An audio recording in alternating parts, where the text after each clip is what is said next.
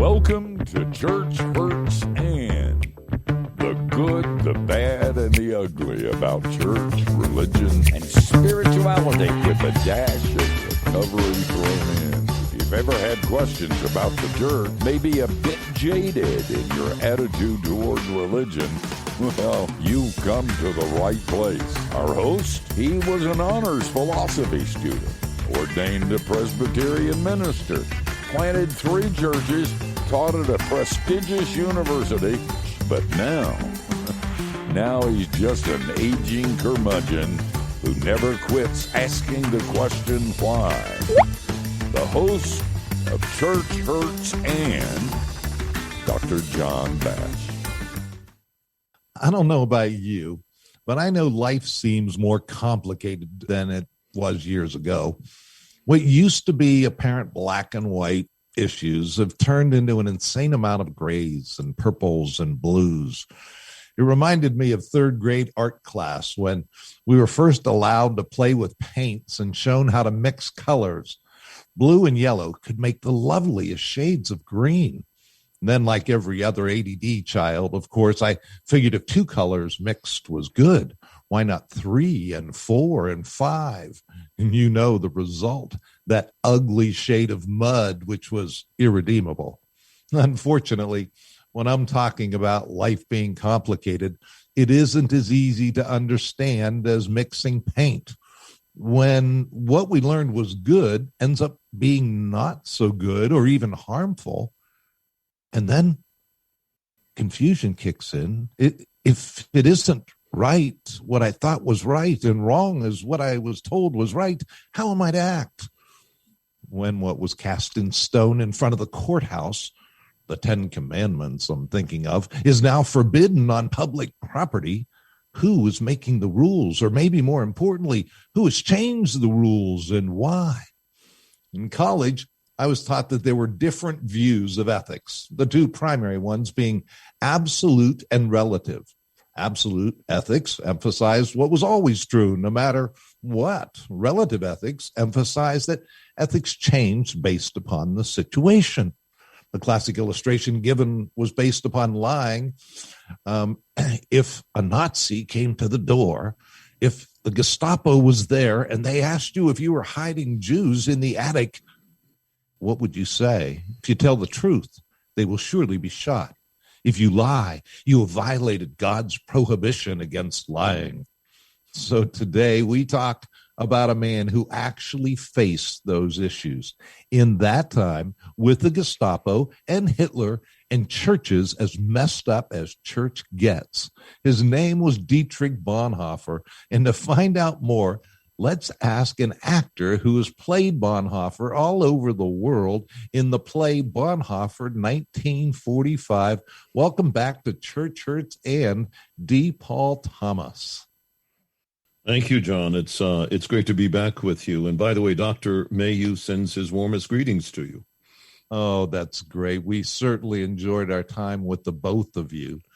But D. Paul, today, I was going to ask you to introduce us to this character, Dietrich Bonhoeffer, because many people may have not heard of him, but perhaps we'll get that answer if you just start by telling us how an actor, you, got interested in this man in the first place. All right, I'm going to throw you a quick curve. Is that all right? All right. Because at midnight last night, the realization hit me almost as never before, because it's been 26 years since I did Dietrich Bonhoeffer and Bonhoeffer 1945, and we're glad that it's available now on a video. But at midnight last night, I said, well, I've got to do this show with Dr. John Bash tomorrow. And I said, let's see, what is the date again? The 9th. And all of a sudden, I woke up. Not that I was asleep, but I mean I woke up. And I said, wow. The 9th, at dawn, at Flossenburg, 76 years ago from today, John, Dietrich Bonhoeffer was stripped naked and hanged on orders of Hitler and Himmler. Wow. You had no idea when you booked this show, did you, that it would be on the date of Bonhoeffer's death? he was stripped naked. He was stripped naked after a totally farcical trial that took place that night in Flossenburg, which was the last stop of his imprisonment over a 2-year period. And what really drew me to Bonhoeffer, I was a child of the church like you. I rejected so much of the church because I was brought up in kind of an uber fundamentalistic home. And particularly here in the heartland, you know, the old adage was, I don't smoke, I don't chew, I don't go with girls that do, et cetera, et cetera. But in reality, I threw the baby out with the wash. And then I found Bonhoeffer.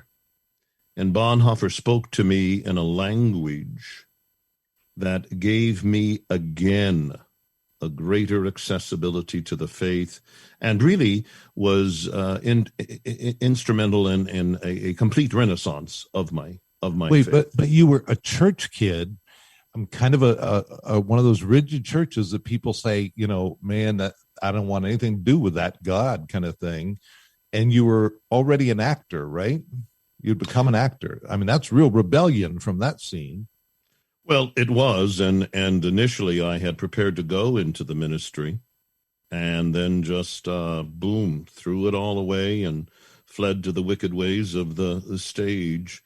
But we spent over 5 years in Bonhoeffer, in all of his works. We traveled to Germany. We took sort of the Bonhoeffer path from Tübingen, eventually to Buchenwald, eventually to Flossenburg, sat there. But our listeners don't know who we're talking about here. I mean, give me the fundamentals. What about Bonhoeffer got you so interested? Other than the fact that he was stripped naked. By the way, that whole notion of being stripped naked as part of the ultimate punishment is a very historic way of humiliating people before their death, is to literally have them totally uncovered. And so here they are about to die, and yet they have to humiliate them first. But so anyway, what caught your attention about this man at that time in history? Well, I think as a thespian and as a dramatist, it was the very dramatic nature of his life more than the theology of his life initially. It was the fact that he was a man of action, that he was a man who didn't just talk about the faith, but eventually realized, particularly with the advent of the confessing church, that he would have to participate fully in his culture and society, reflecting what his faith mandated from him. And so we see so many people today who claim to be almost prophetic. They feel they have a prophetic ministry. Well, half the time, the prophetic ministry is nothing more than a collusion with whatever is in the zeitgeist and the popular culture. If they can stay one step ahead of the popular culture, they feel they're being prophetic.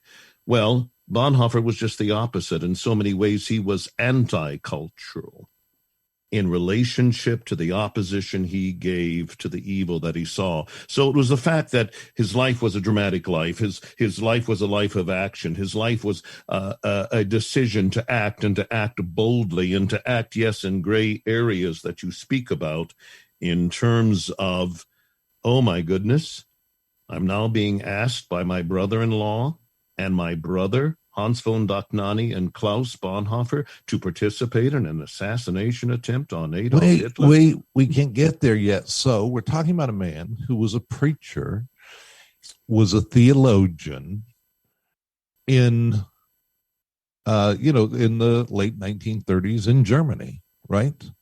So life's just going fine for him. He's a pastor and a theologian at a major university and so forth. And then Hitler comes, and I just picture Deepo. I don't know about you, but the profound thing to me about that time was, and this is church hurt, so part of the reason we can look back at the church, the established church at that time was largely co-opted by Hitler. wasn't it? Well, I've got the oath of allegiance right before me that the church en masse took. Shall I read it to you? Please. Here's what it says. And thousands of pastors throughout Germany took the oath. I swear before God that I will be true and obedient to the Führer of the German people and state, Adolf Hitler. And I pledge myself to every sacrifice and every service on behalf of the German people, such as befits an evangelical German. Wow. Imagine that. Hey, by the way, as we're talking about Bonhoeffer, you can break into items of the play anytime that you want. Well, then let me do it right now. Let me do it right this second. Go. Heil Hitler. Sieg Heil. Heil Hitler. Bonhoeffer writes, in submission and obedience, we Germans have seen the meaning and the greatness of our lives. We have sacrificed our personal wishes and all our ideas to the task to which we have been called, looking upwards not in servile fear, but in free trust, seeing in our task a call, and in our call freedom. But in this we misjudged the world. We did not realize that our submissiveness, self-sacrifice, and obedience would be exploited for evil. Evil disguised as truth, evil masquerading as light, charity, historical necessity, social justice, evil playing havoc with all of our ethical concepts, evil bringing all the true moral principles of Germany tottering and tumbling down.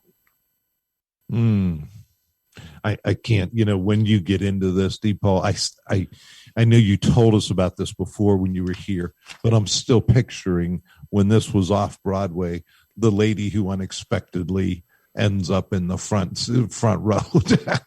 She's expecting a night in Manhattan, and she ends up hearing this kind of stuff. I wonder if it changed their lives, Well, you never know. Bonhoeffer has had such influence and has, I think, been used by God. And forgive me for imposing the 9th of this month onto April the 9th, but somehow I just found the correlation being the same day rather than the same month. Oh, yeah. No, I was just all of a sudden in my mind, I'm going, what month is it? With this pandemic, it might have been August. Yeah, exactly. But here, I just pick on the actor part, because having had the theological training that I have and the church history background, it amazes me when actors do such a good job really researching their material. And in this case with Bonhoeffer, there was a friend of Bonhoeffer's who ended up really becoming his primary biographer. And you actually got to meet him? I did indeed. I was hoping to meet him on my German tour of research on Bonhoeffer, and that's the great Eberhard Bethke, who, of course, is his principal biographer. He was also married to Renata, I believe it was. Yeah, Renata, I'm pretty sure. I want to just double check that. And who was Bonhoeffer's niece. They taught together. By the way, eventually Eberhard Bethke was imprisoned, but he was over in Orange County for a religious conference, and I had sent him the script in Germany. He had sent it back to me with notations. He set up a lunch. We had a nice 2.5-3 hour lunch together going through the script, and most of his comments were complimentary.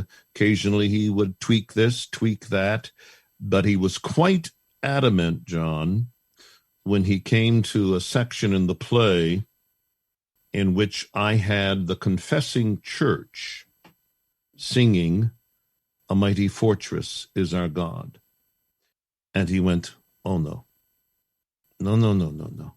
We would never sing this at the Confessing Church in 1935, 36, 37, 38.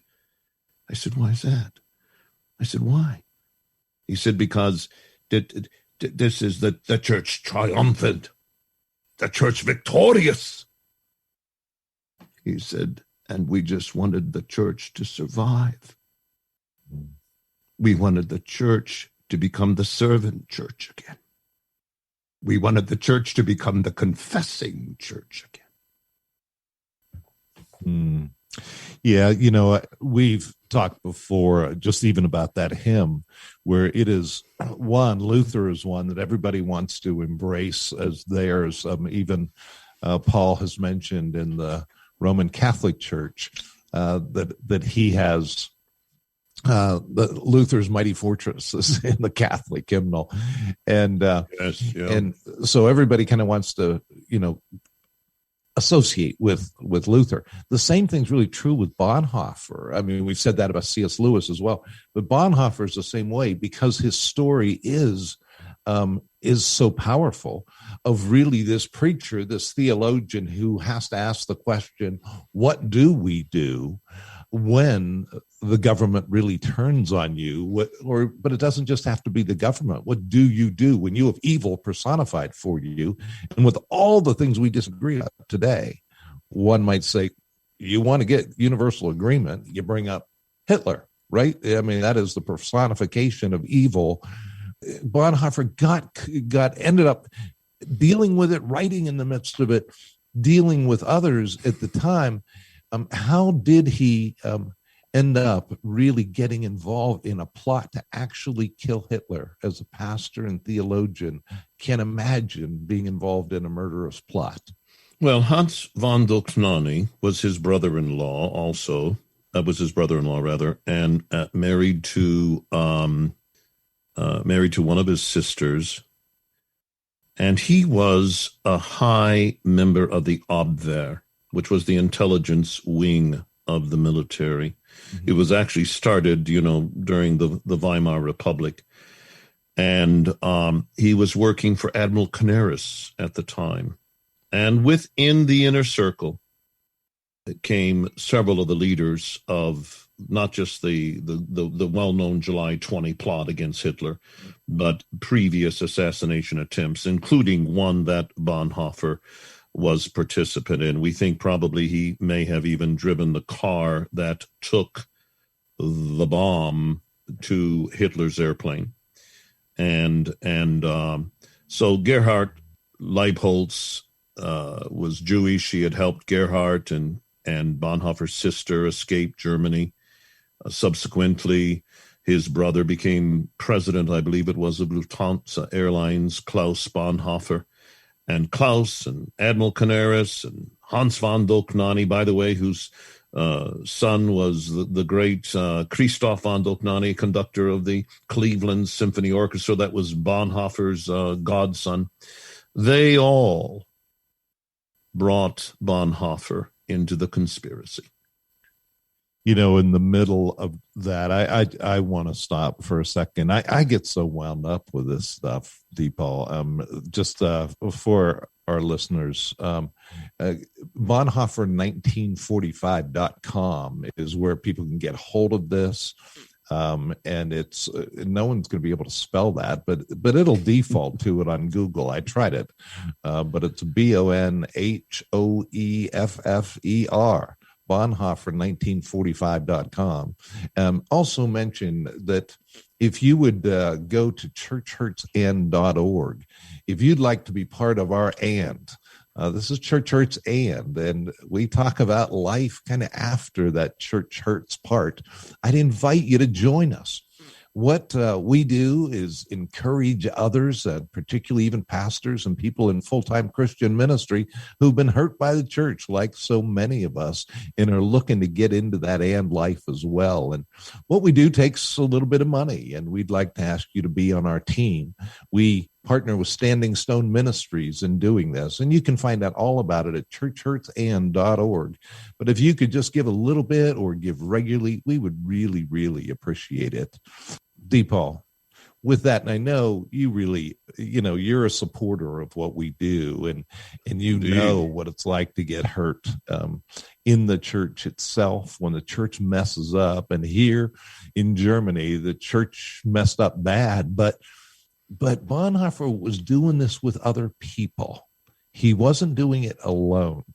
I remember, I read in high school, I read Bonhoeffer, and a lot of his work talks about how we interact with other people, what it means to be a Christian fellowship. What have you learned from that? Well, of course, again, the confessing church is a perfect example of it.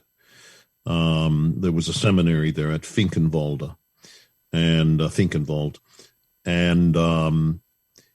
it really was a gathering of souls and spirits of like minds that just studied the Word, were willing to really live almost a Spartan existence, constantly under the threat of the Gestapo.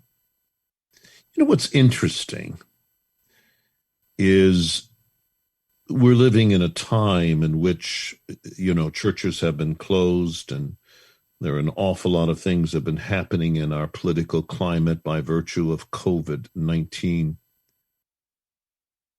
But this was such a horrific time, John, as you well know. This was not closing down the church for the sake of a pandemic, et cetera, regardless of what you may feel about that and its value and so forth and so forth. The Gestapo systematically hushed Bonhoeffer up.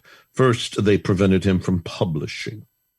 Then they prevented him from teaching at the University of Berlin.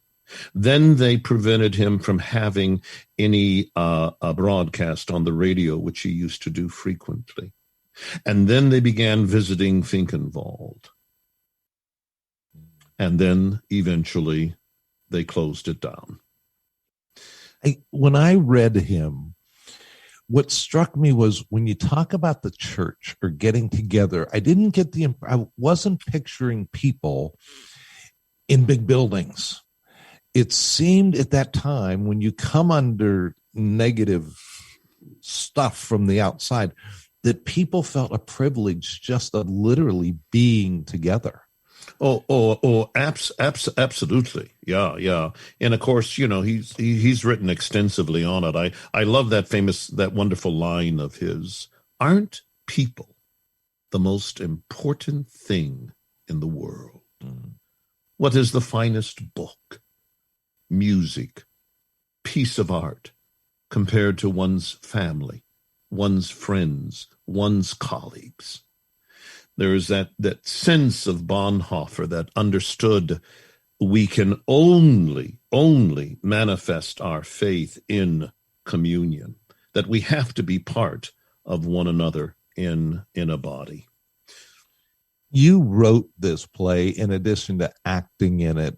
Were there any particular parts that you just kind of, even as you were acting, that you were waiting to get to, that you can kind of just give us? I mean, that was like your favorite thing.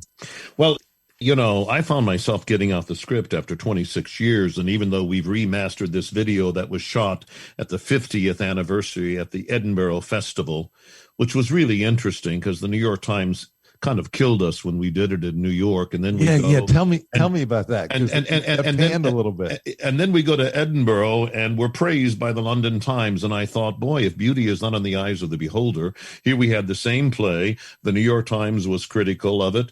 The London Times literally made it the pick of the day of the festival, and I think a part of it was the Europeans have such a better, almost empathetic understanding of this epoch, of this whole period. I mean, when they hear the name Stauffenberg, when they hear this name, that name, they know these names. They know what happened. They lived through this firsthand. And we're just a couple of generations removed. But listen to this prophetic word. For Bonhoeffer, in my judgment, was a true prophet. And tell me it doesn't say something about today, John. Telling the truth means saying how something is in reality. What is telling the truth?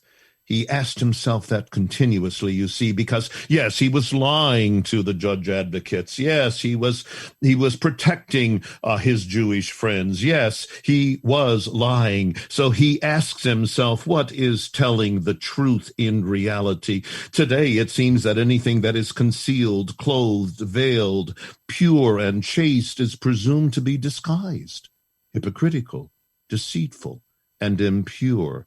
The private, inner, personal, and intimate sphere of one's life, ranging from prayer to one's sex life, as becoming the hunting ground for the zealot, for the probing psychiatrist, for the basis gutter journalist, if they can demonstrate to you and to a secure, contented, and happy world that it is really unhappy and desperate and in a state of existential despair about which it knows nothing and from which only they can rescue it, then their hunt is over, and the luscious meat of humanity is theirs to gnaw, devour, and lay their pernicious and incestuous eggs. It is a revolt from below.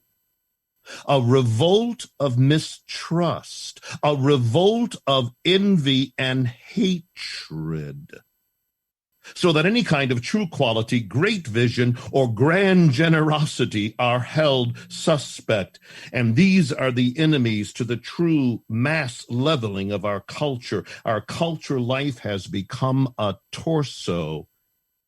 And unless there is a renunciation of all that is expedient, topical, unless we break with the cult of the star, the celebrity, we return from the newspaper, the radio, and the cinema to the book, from dispersion to concentration, from sensationalism to reflection, and from vulgar virtuosity to true art, we are lost. You know, the whole emphasis today in church has seemed to become a consumerist mentality where we ask the question, where can I go to church where they're going to serve my needs the best? Where's the place that has the best program for my 5-year-old? Where's the one that's going to teach me the way I want to hear? Where's the one that's going to have the style of music that I want to have?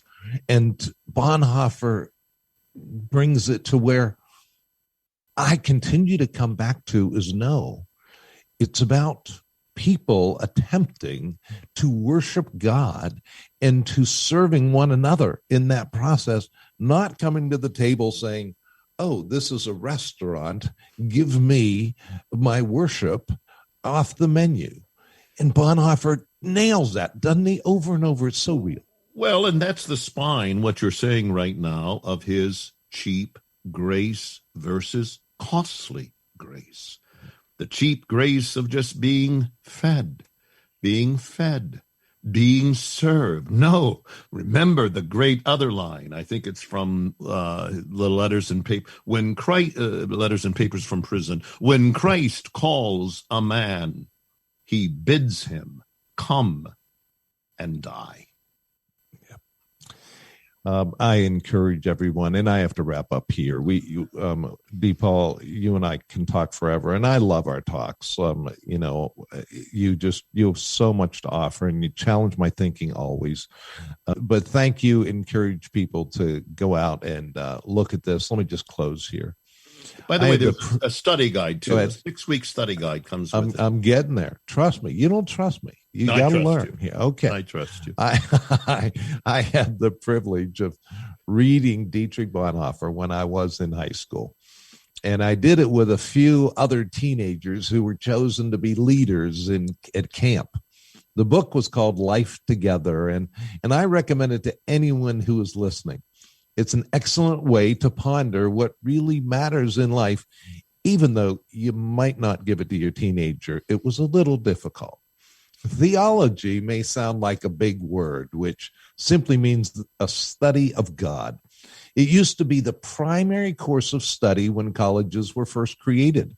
If one had the privilege of higher education, what could be more important to study than God himself? And so they did.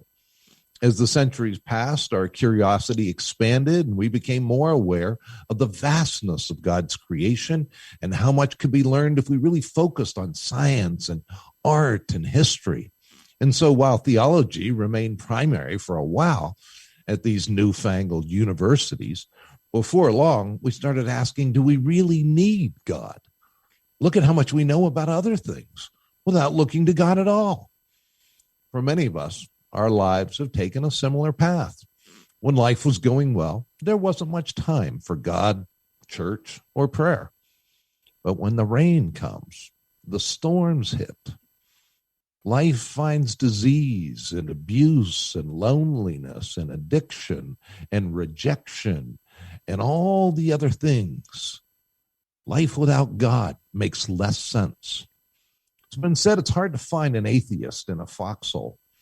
As we live in a day where fewer public meetings are being opened with prayer, where Christian symbols are being kicked out of the public square, I find it interesting to note that hospitals and convalescent facilities aren't following the trend.